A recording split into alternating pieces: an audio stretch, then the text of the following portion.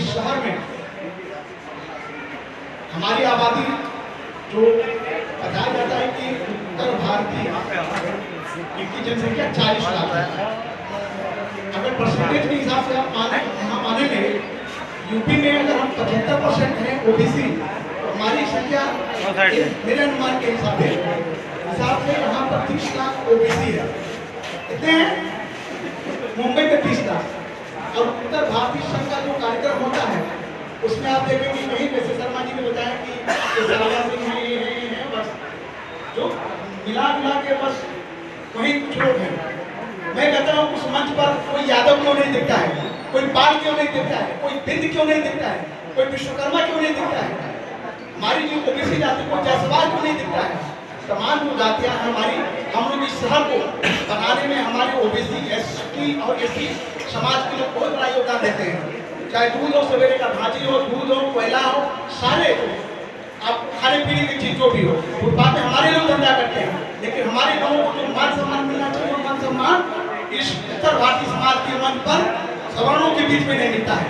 इसलिए हमने इस संस्था की स्थापना की है और हम चाहते हैं कि जो भी ओबीसी एससी एसटी समाज के लोग हैं इससे जुड़े। इस साल में हम हमारी सिर्फ मांगे हैं कि हमारे समाज के लोगों को इस समाज में राजनीतिक और सामाजिक रूप से सम्मान मिलना चाहिए। आज हमारे समाज के लोग, हमारे बच्चे डॉक्टर बन रहे हैं, इंजीनियर बन रहे हैं, लेकिन राजनीतिक तौर पर जो नेता बनते हैं कोई कृपा सिंह खाली बनने भैया, कृपा सिंह सिर्फ कृपा सिंह कोई नेता हमारे बनेंगे, उत्तर भारतीय नेता या कोई अन्य स्वर्ण के लोग, क्या कोई पाल कोई यादव हमारा नेता नहीं हो सकता है। हम चाहते हैं कि नेतृत्व परिवर्तन होना चाहिए उत्तर भारतीय समाज के लोग। हम चूंकि उत्तर भारत से लोग हैं हम, और यहाँ की जो ओबीसी एसटी समाज के लोग हैं उससे हमारी तुलना बहुत अलग है। हम लोग की मांग है कि जब हम लोग को वहाँ ओबीसी का सर्टिफिकेट मिल जाता है, हमारे समाज के लोगों को लाभ नहीं मिलता है, हमें क्यों मिलना चाहिए। हम जो यूपी में हैं, हम यहाँ के हैं, तो हमारी लड़ाई कौन लड़ेगा। हमें मिलकर आपस में लड़ाई लड़ना होगा। और मित्रों, इस लड़ाई के लिए जब हम और श्री सीता प्रसाद सरोज जी वरिष्ठ पत्रकार हैं, हरिगोविंद विश्वकर्मा जी, इनके समक्ष हमने कहा कि हमारी ये समस्या है, इस समस्या के लिए मुझे लगता है कि काम करना चाहिए। हरिगोविंद विश्वकर्मा जी जो यूएनआई में जो सरकारी एजेंसी है, यूएनआई में आप 35 सालों से काम किए हैं और लगभग 19 राज्यों में आपने काम किया हुआ है। TV9 आप देखते होंगे, TV9 की स्थापना आपके माध्यम से हुआ है। इन्होंने कहा कि आप इस लड़ाई की मुहिम की शुरुआत करिए, हम साथ देंगे। और बड़े प्रसन्नता की बात है, हरिगोविंद जी साथ दे रहे हैं, सारे लोग के लोग हमारे साथ में आ रहे हैं ओबीसी एससी एसटी के। एक बार चाहता हूँ जोरदार तालियों से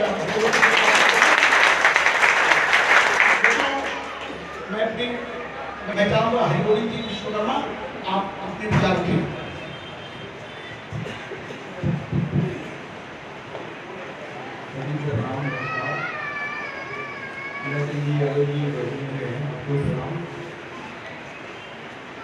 एक्चुअली हम लोग की शुरुआत है, हमारा जो मकसद है,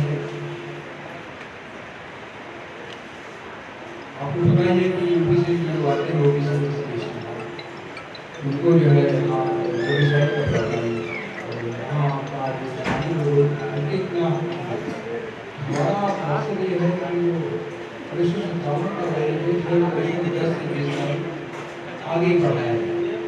उस लड़ाई को लड़ने के लिए हमने सोचा कि जो 1957 का जो बैरिकेड है उसको बढ़ा कर 10 साल या 20 साल बढ़ा कर, क्योंकि झोपड़पट्टी वालों के लिए डेडलाइन बढ़ाई गई। पहले 91 था, फिर 2011 तो यूपी से जो लोग आए हैं उनके लिए 1957 का डेडलाइन क्यों है, ये मकसद मेरा लक्ष्य, इसके तरफ हम लोग बढ़ रहे हैं। तो हमने कहा कि क्योंकि आपको पता है कि ओबीसी समाज और एससी एसटी के बीच की जो विभाजन रेखा है बहुत बड़ी है।